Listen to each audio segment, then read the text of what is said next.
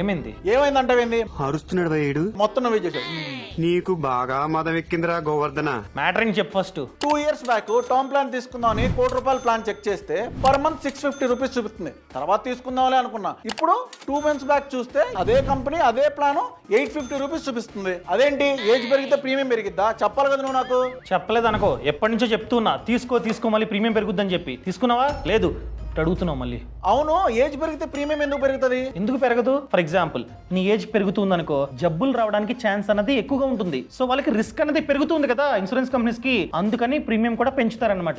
అర్థమైందా? ఇప్పుడు 800 కట్టాలా నేను నెలకి? అరే నువ్వు 2 months బ్యాక్ చెక్ చేసుకున్నావు. సో September 22 నుండి GST 0 అయింది. ఇంతకు ముందు 18% ఉండేది, 0 అయింది కనుక ప్రీమియమ్స్ అన్నవి తగ్గాయి. ఇప్పుడు తీసుకున్నావు అనుకో, ఎంతైతే ప్రీమియం వచ్చిందో తీసుకునే టైంలో అది లాక్ అయిపోద్ది. ఆ టర్మ్ అంతా అంతే ప్రీమియం కడితే చాలు. ఫ్యూచర్ లో వాళ్ళు పెంచినా కూడా ప్రీమియం ని నీకు సంబంధం లేదు. సో ఎంత వీలైతే త్వరగా చెక్ చేసుకొని అన్ని కంపేర్ చేసుకొని తీసుకో. సర్లే, నేను ఇప్పుడు తీసుకుంటా. మంచి ప్లాన్ ఎలా తీసుకోవాలో చెప్పు. ఛానల్ ప్రొఫైల్లో లింక్ ఇచ్చా, క్లిక్ చేసి నీ సమాచారం అంతా కరెక్ట్గా ఇస్తే చాలా ప్లాన్స్ కనిపిస్తాయి. అక్కడే కంపేర్ చేసుకొని ఫిల్టర్ చేసుకొని మంచి ప్లాన్ ని తీసుకో. బయటతో కంపేర్ చేస్తే ఈ పాలసీ బజార్ వెబ్సైట్ లో 15% వరకు డిస్కౌంట్ కూడా ఉంటుంది. అండ్ ఇక్కడ మంత్లీ ప్రీమియం కూడా 400 నుండి 500 మిడిల్ లో ఉంటుంది. అది కూడా depends upon age and habits. So ఎంత వీలైతే త్వరగా తీసుకో, మళ్ళీ అడక్కో.